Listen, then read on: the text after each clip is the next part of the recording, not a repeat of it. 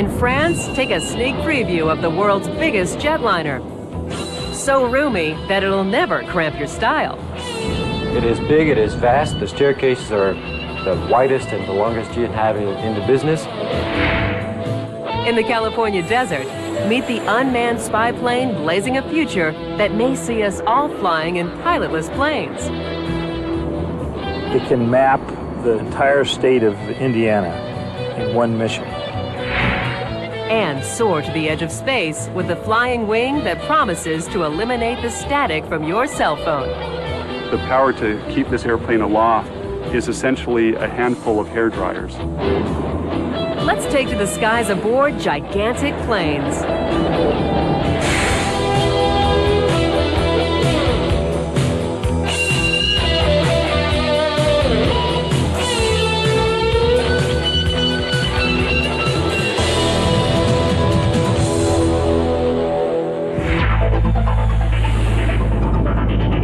Over the past 3 decades, an upstart jetmaker from Europe has been carving out its turf in the stratosphere. And now, like an airborne motorcycle gang, Airbus is muscling in on the competition. Its fleet of passenger jets is tempting more and more airlines shopping for planes in the cutthroat world of commercial air travel. In 2002, Airbus made a huge splash as it unveiled the A340-600, which set a new record as the world's longest jetliner. Stretching 249 feet, it's like strapping wings to a 25-story skyscraper. Walking the entire length of the A340's fuselage is like hiking a city block in Manhattan. It's only fitting that the longest plane on Earth is the product of aviation's longest assembly line. Workers craft individual sections, then ship them to a final construction facility to be assembled like a gargantuan model airplane kit. We have several plants throughout Europe, some in Germany, some in France, some in England, some in Spain, even some in Belgium. And all the parts are shipped down to the final assembly lines. And here in the final assembly line, the total work is about 10% of the work on the plane. It's an efficient way of doing things, it's a very fast way of doing things, and it works very well with the way in which Airbus has set up its production capabilities. Don't blink, because these hyper-Europeans are going to fully assemble a 365-ton jetliner in just 30 seconds. They would do it in 25, but they demanded we give them a coffee break.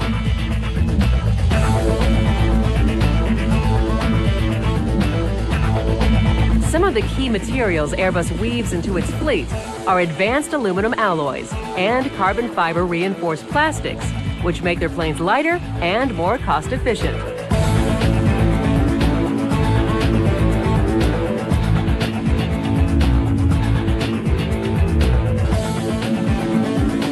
As Airbus continues to crank out 12 separate models on its assembly line, one of those very jets plays a huge role in the construction process. Meet the Airbus Super Transporter, a workhorse with an overactive thyroid.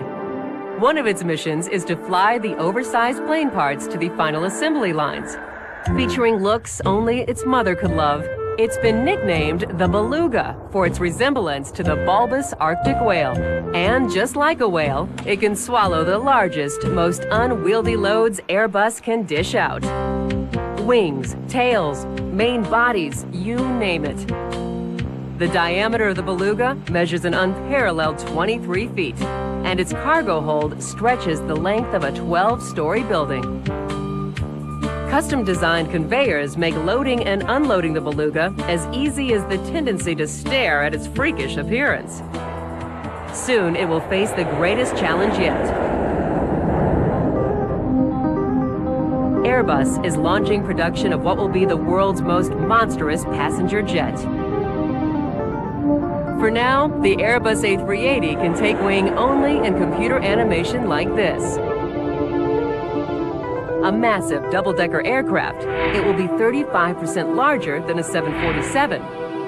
The A380 will carry up to 555 passengers, while boasting the widest cabin ever and a tail 8 stories tall.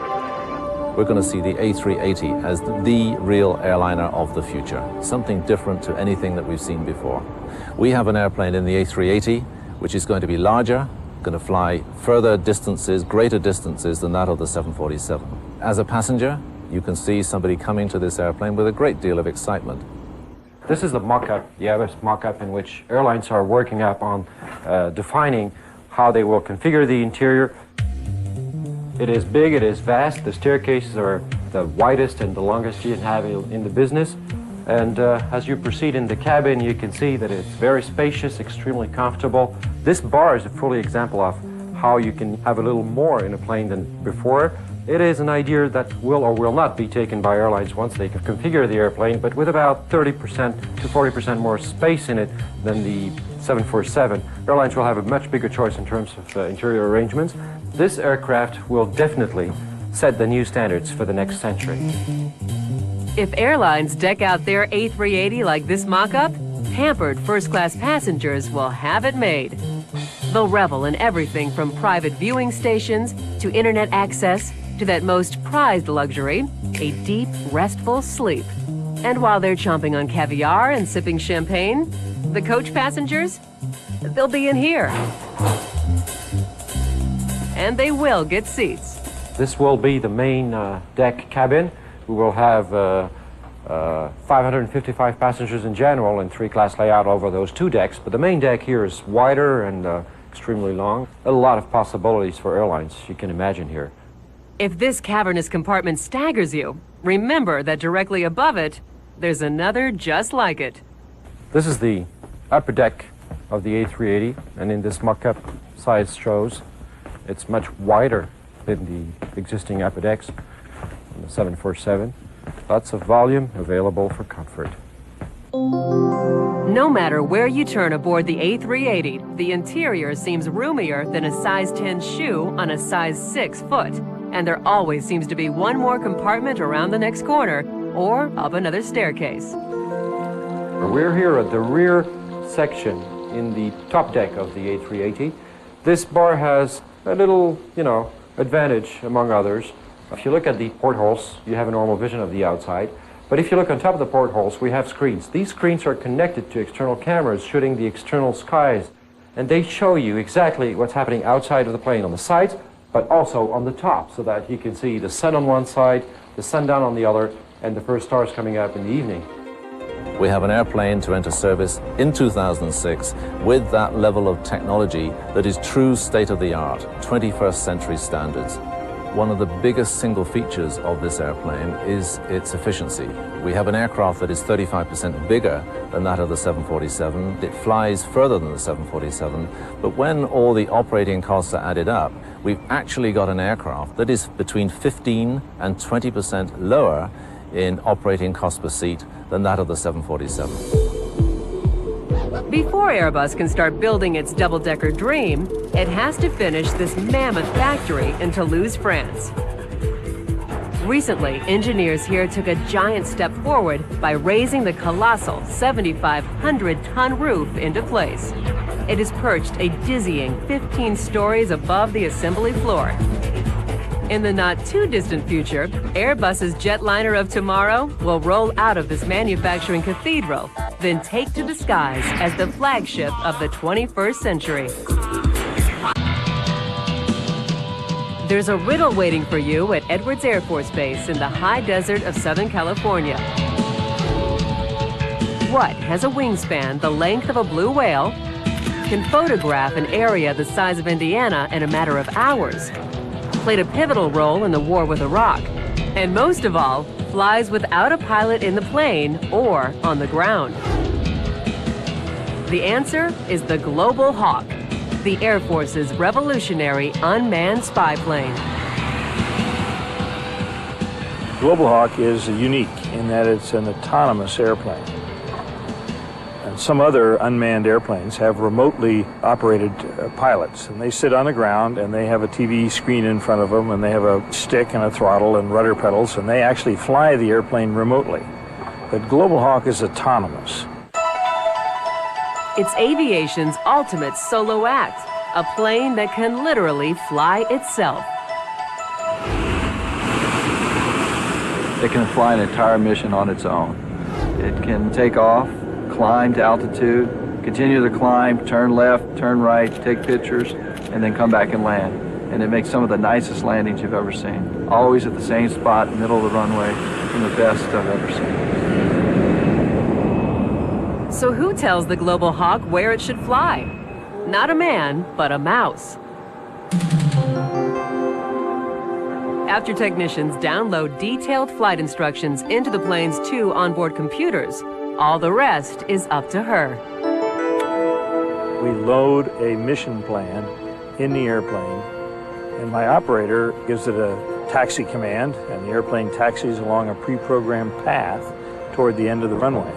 When he's ready to take off, and he gets clearance from the tower, he moves his mouse over to another portion of the screen in front of him and selects takeoff, and the airplane takes off and flies its mission. And it can fly an autonomous mission all the way to Australia with no human intervention. In 2001, the Global Hawk's 7,500-mile odyssey from California to Australia set a new endurance record for an unmanned aerial vehicle. Not 1, but 4 onboard global positioning receivers help it stay on course and aloft for as long as 35 hours.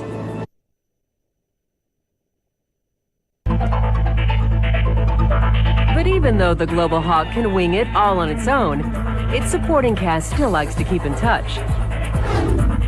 An array of antennas, both on the ground and on the plane itself, keep the lines of communication open.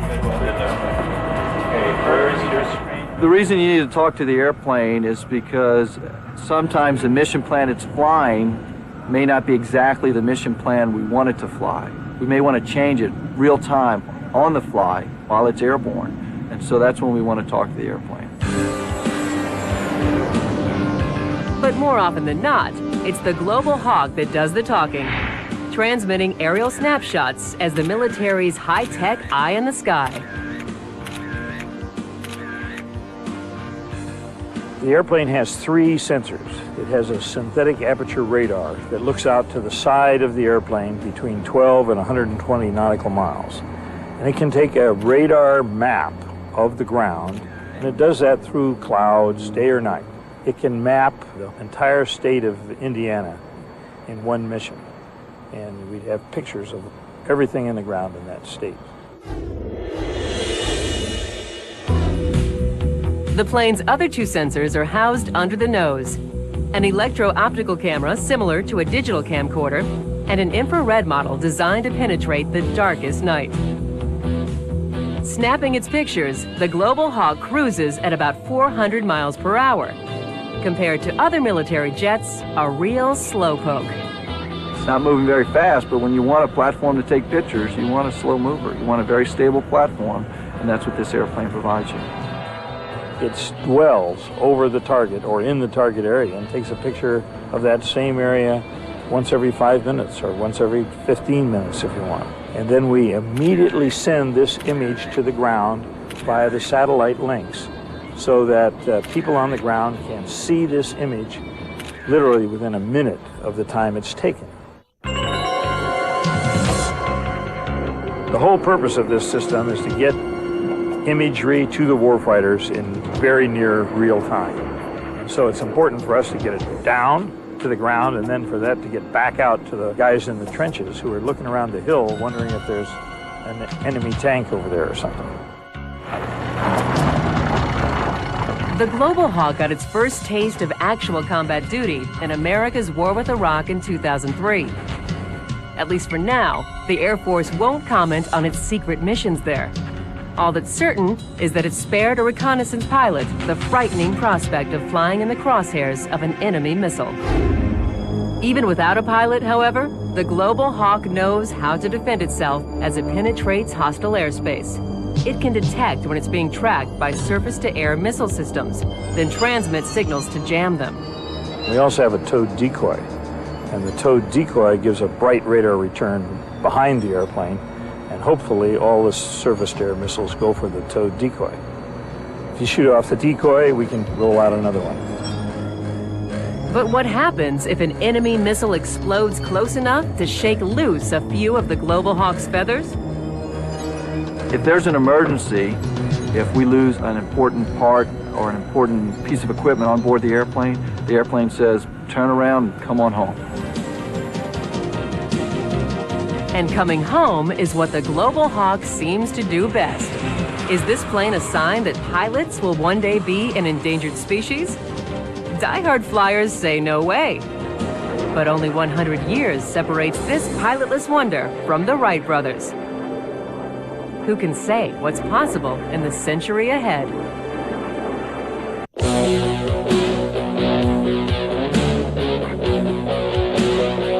It's a moving company's impossible dream. A cargo van almost as long as a football field and as wide as an 8-lane bowling alley. A vehicle with enough power under the hood to haul 145 tons in one monstrous load. The only problem is that it's so huge it won't fit on any road.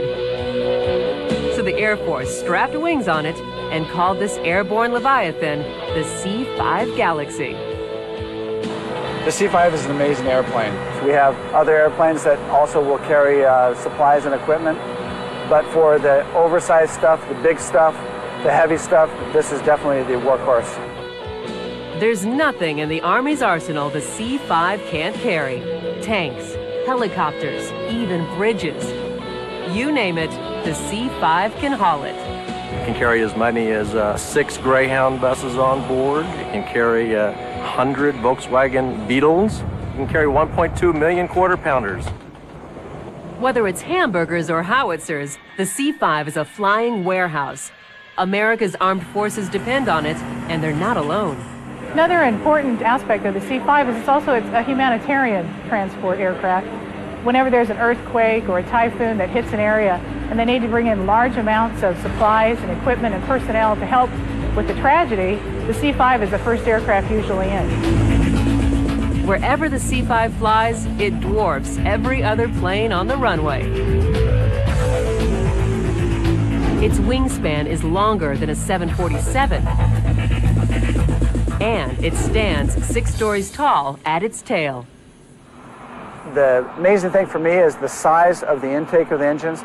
It's 8.5 foot in diameter, so that means that you could actually stand inside each one of those engines. There are 4 giant jet engines in all, and the C-5 needs every ounce of thrust they can deliver.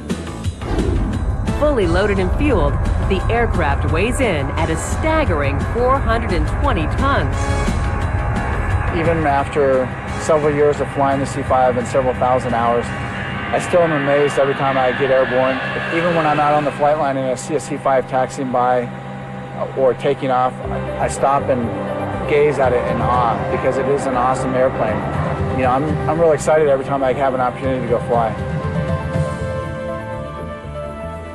The C-5 is just as impressive on the ground. No other cargo plane is equipped with doors at both the front and rear of the fuselage. And its specially designed landing gear allows it to kneel down to make loading and unloading easier. But even with these advantages, the success of any cargo mission always comes down to the crew. The team that supports the C-5 is amazing. To be able to upload the cargo that we carry and download it in the rapid period of time that they do is really a sight to see. All right, brace and set. Johnny, you ready? Yep. Okay, clear. Okay. Well, this configuration we had for today had 4 helicopters in there. They're all facing towards the back of the aircraft, but the aircraft itself can be configured for 6 of them. And in that configuration, they're twisted in a little different. Some of them come in tail first, some of them come in nose first. It's like putting a puzzle together.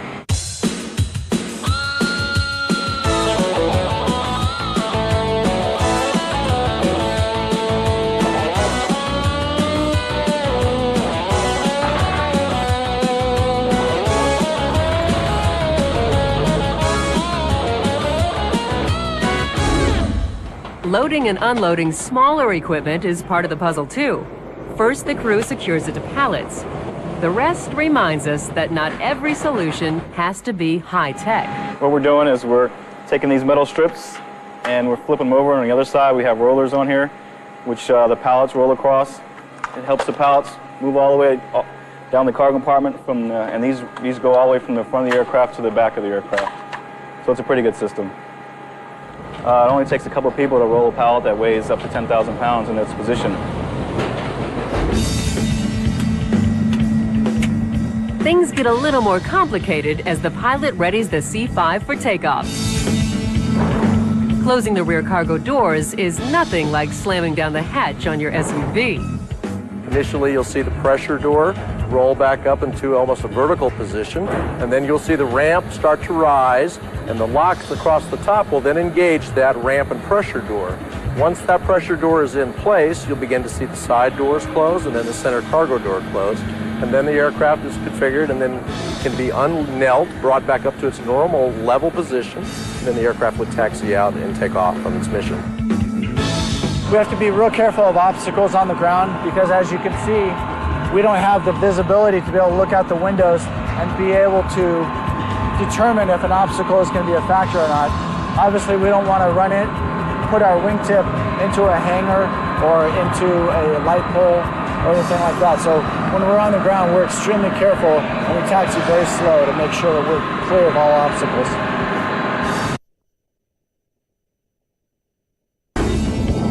On some cargo missions, the C-5 avoids any close calls on the runway by never bothering to land. 5, 4, 3, 2, 1, green light.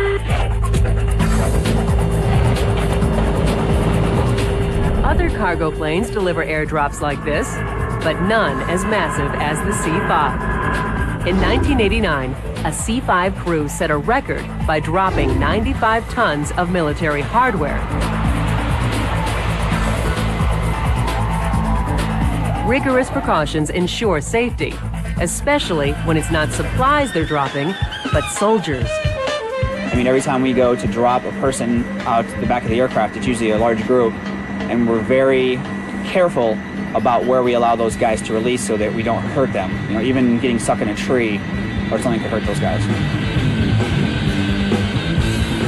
These are the lights for the airdrop system, the ADS. It's very loud in the airplane. And obviously when we have the doors open downstairs, it's even louder. And some of the jumpers, they don't have headsets. So what this allows us to do is to actually give them a visual signal to when they're allowed to jump.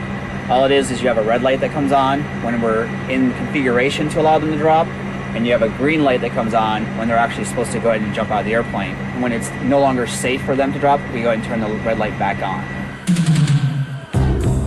Not every soldier who boards has to bail out. The C-5 doubles as a military passenger shuttle. There's room for 73 in an upper deck above the cargo hold. Seats are very comfortable. They probably recline a little bit further than the normal airline seats. And they also do get meals on board, which the loadmaster will prepare for them, whether it's sandwiches or we can also cook frozen meals in the ovens there, and we prepare those for the passengers and pass those out. And we also have snacks. I mean, it's just like a regular airline. So it has all the comforts of a regular airline, and so no movies on flight.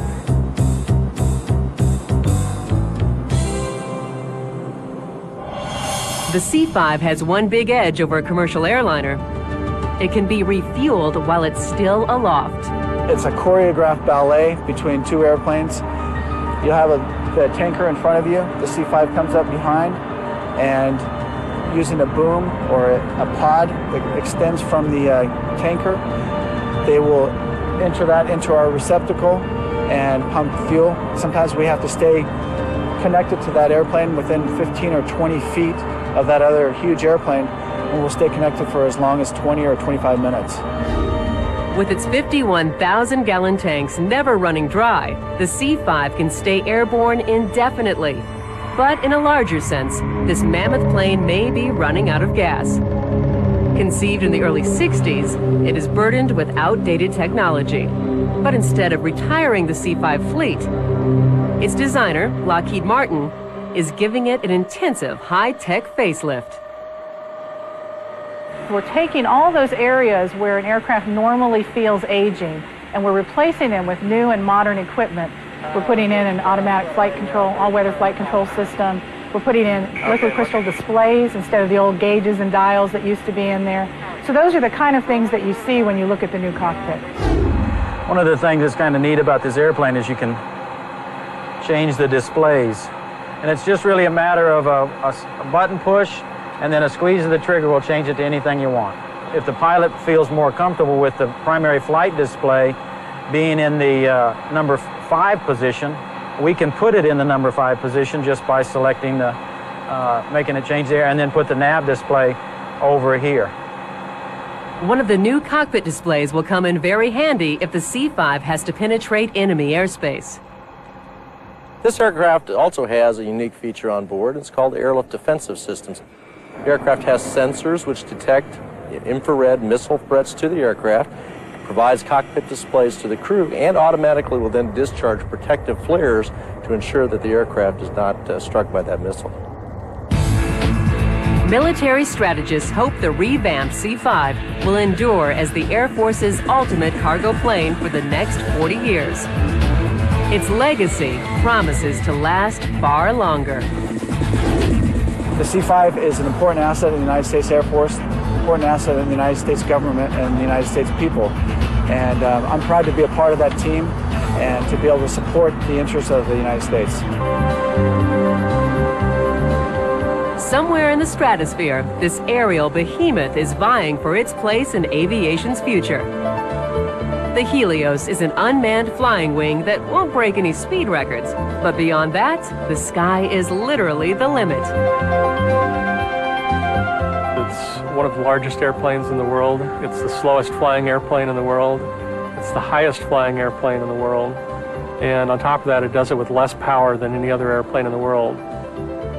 It flies on the equivalent power of just a small motor scooter or a moped. And there is no other machine ever created by man that can do any of those things. Developed by AeroVironment and funded by NASA, the Helios can climb to the threshold of space and stay there. It may look like a plane, but it works just like a satellite. Its wingspan is bigger than a jumbo jet, but it weighs less than your car. Because it's so lightweight, it doesn't have to move very fast to generate the lift that it needs to fly. And it takes off at bicycle speeds. And it starts off as a very flat wing, and once it takes off, it sort of swoops into a sort of graceful smile, if you will. It's quite fascinating to watch. It's the most graceful airplane I think you'll ever see in the sky. And then you couple that with the fact that it's silent. It's like rustling leaves, and that's if it's near you. And if it's more than a couple hundred feet from you, you can't hear it at all. And so it appears to just levitate. Experts crafted the Helios from featherweight composite materials you won't find at the corner hardware store. But as any gourmet chef knows, it's not just the ingredients that matter, but how meticulously you combine them. Because of how unique the airplane is and you're trying to build the most efficient structures you possibly can, what that means is that you are designing everything to a very fine line. You leave no extra materials in the airplane, which means as you build it, you have to be very, very careful and very, very exacting, so that way you don't make mistakes that create a weakness in the structure, for instance. For a plane that flies closer to the sun than any other, it's only fitting that the Helios is entirely solar-powered. 62,000 individual solar cells were meticulously applied to each of the 6 sections, later fitted together to form the 247-foot wing. To make sure the Helios soaks up every ray of sunshine possible, its flight crew begins preparation hours before dawn. Later, while the rest of us are being jolted awake by our snooze alarms, the pilots controlling the Helios remotely are on the job. Their challenge is to steer it where the sun shines brightest. We take off literally at sun up, and then we fly westbound to keep the sun at the back of the airplane, which maximizes the solar power, and we climb continuously. And as the sun angle changes due to the time of day, we just continually change the heading of the aircraft to keep the sun either straight overhead or at the back of the airplane, and basically until the sun goes away. It takes like about 10 kilowatts of power to keep this aircraft aloft. The power to keep this airplane aloft is essentially a handful of hair dryers. The Helios may look like a fragile giant ready to snap its struts in a stiff breeze, but don't you believe it? Yes, it is very large and lightweight, but it is very robust. It's very strong. It's designed in accordance with the same federal aviation regulations that the airliners you and I fly on for business trips are designed to. Its strength, it's through its flexibility. It's like the idea of a willow tree. It bends, but it doesn't break. As it gets hit by turbulence and wind gusts, it flexes. Good on motors. I mean, what's his concern about that crane working around there? We've got telemetry. Oh, we can. We're tracking. Strength and lightness join forces to push the Helios higher and higher in the stratosphere. Yeah, he is, boy, I tell you. In 2001, it set a new altitude record for a non-rocket powered aircraft. We've been watching you bounce around 96.5 for quite a while now, and I think it's time to call it a record flight. It climbed to almost 97,000 feet, over 18 miles up. Congratulations, I think it's time to turn around. There, on the brink of outer space, it will soon rewrite all the rules about aerial surveillance and weather tracking. But where the Helios may make its greatest impact is on the earpiece of your cell phone. Plans are to park it 12 miles above your city, where it can serve as a telecommunications satellite. The airplane flies in a very tight turn radius that actually appears geostationary from the ground. It's basically just acting like a 12-mile high tower. So it gets rid of cell hell, which is, as you're transitioning from one cell tower to another and you lose the signal, well, that goes away with a platform like this. But don't expect the static on your cell to vanish just yet. There's a hitch. When the sun goes down, so does the solar-powered Helios. But they've almost got that problem licked. We're integrating a fuel cell system into the aircraft that acts like a battery. And what it does is it combines hydrogen and oxygen in this fuel cell. The byproducts are water and electricity.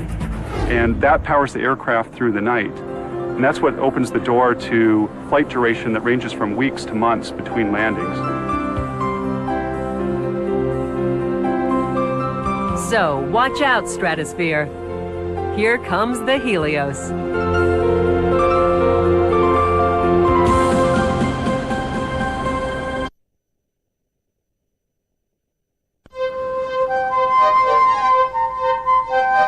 Welcome to Kiev, the capital of Ukraine, famous for its rich Eastern European history and lending its name to a popular chicken dish.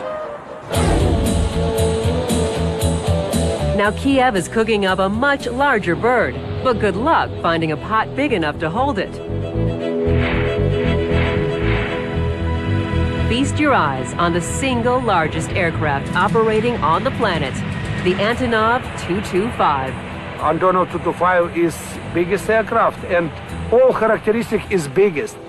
Weight, size, square, everything is biggest on the wall. This Ukrainian Leviathan is not only the most massive jet ever created, it's so rare that the model you're looking at is the only one there is. From nose to tail, it's as long as a 27-story skyscraper, and its wingspan of 292 feet stretches nearly as far as a city block. 88 meters. This size, same with football field. Same. Every time you see it, your jaw drops because it is so big. The tail section in height, you're looking at 60 feet, which is like a 6-story building. So it's an enormous aircraft. The 225 is significantly bigger than a 747. If we compare the 225 with a 747, the 747 tail is going to finish about where my hand is now. Unveiled in 1988, the 225 was the final high-tech triumph of the former Soviet Union. It was a trophy the Kremlin hoped to show off as the most monstrous expression of Soviet engineering. But when the Soviet Empire collapsed, the Tu-25 was put in mothballs in Kiev. After a decade of hibernation, the Ukrainians have resurrected it. With their London-based sales agent, Airfoil Heavylift, they're farming it out as the ultimate cargo globetrotter. Satisfied international customers have left its interior looking like the rear bumper of a van on a cross-country vacation. What they love most about the Tu-25 is a cargo compartment the size of Siberia. It's such a long way from the front to the back of the airplane. It's almost half the length of a football field. It's like being in a church, or, well, in a cathedral, in fact, because you've got that great 14.5-foot ceiling above you, and the place echoes because of the titanium floor. The Tu-25's immense cargo area can hold an almost unimaginable payload of 275 tons. No other aircraft in the world can possibly move it this way. We could carry up to 54 fully grown elephants. I mean, that is some size. You obviously need pretty large seats, but we could actually accommodate them, yeah. To load such titanic cargo, the Tu-25 comes equipped with the same kneeling technology as its smaller American cousin, the C-5. We have two large screw jacks onto the front. They will actually start unwinding, and the aircraft will start to kneel down by actually pushing the front nose wheels out. The second phase is the ramp would unfold, and once the first section comes down, the second section comes over the top of that, forming the aircraft ramp. Apart from that, we also have two 10-ton overhead cranes. These can run up the full length of the aircraft. Now they can come out and they can actually lift up to 20 tons of cargo from the front and bring them into the airplane and load them into position. Fully loaded and fueled, the Tu-25 weighs in at a bloated 1,322,000 pounds. But strapped to its gargantuan wings is the powerhouse necessary to yank it skyward. Antonov Tu-25 has 6 engine D-18. Each engine D-18 has 23.4 tons maximum power. Total 6 engine has 360,000 pounds on the thrust. We're looking at 1 million pounds horsepower, which you could relate to over 6,500 new cars. To give you an idea of the amount of push this airplane needs, get it off the runway and get it airborne.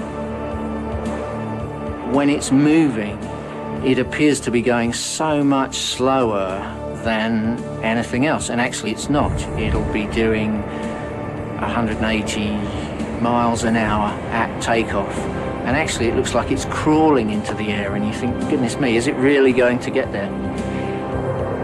If you see it close to the ground, turning for a final approach or something, it's just hanging in the air like a hot air balloon, or it appears to be, and actually it's doing 200 miles an hour, but you can't tell that because it's so big.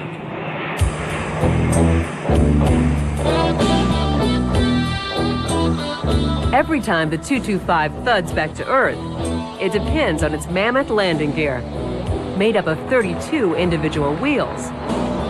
Any guesses why so many? The reason for that is because of the sheer weight of the aircraft. When you're looking at an empty weight of 287 tons alone, you need that number of wheels to actually spread the load on the tarmac.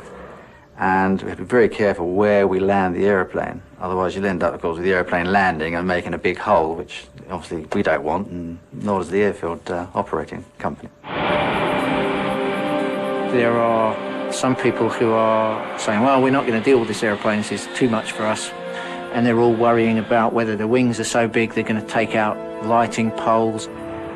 And there are other airfields who are so excited by it that they are willing to go the extra mile and see what they can get out of having the big bird show up.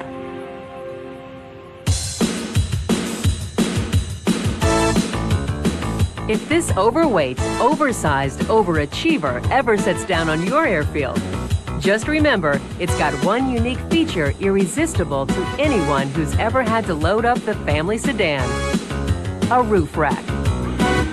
As well as carrying cargo within the cargo hold itself, the aircraft was designed to carry cargo externally. And the primary use, of course, was for the Soviet space shuttle. During the waning days of the Soviet Empire, the 225 wowed the world during impressive test flights transporting Russia's prototype space shuttle. The Soviets planned to make the 225 the workhorse of their shuttle program, giving piggyback rides between the shuttle's landing strip and launch pad. As you notice, on top, we have actual points where the cargo can be fitted to the top of the fuselage. Now, in the case of the space shuttle, there was a special fixture on top, and on top of that, of course, the space shuttle fitted.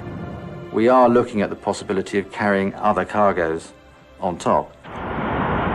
Although the 225's role in space exploration was cut short when the Soviet Union fell, experts believe it could make a huge comeback, actually launching rockets into the stratosphere. The airplane would take off and go to 20, 30,000 feet. The airplane would separate from the rocket motors would then be fired, and the rocket would run with a second and third stage into space. Whatever the future holds for the Antonov 225, its potential seems as limitless as its staggering size. The world's largest jet aircraft in operation should convince us all that size does matter. Wherever they fly, the world's huge planes are making a huge impact. Whether they're carrying us, our cargo, or our cell phone signals, they're all big enough to give wings to our visions of a brighter future.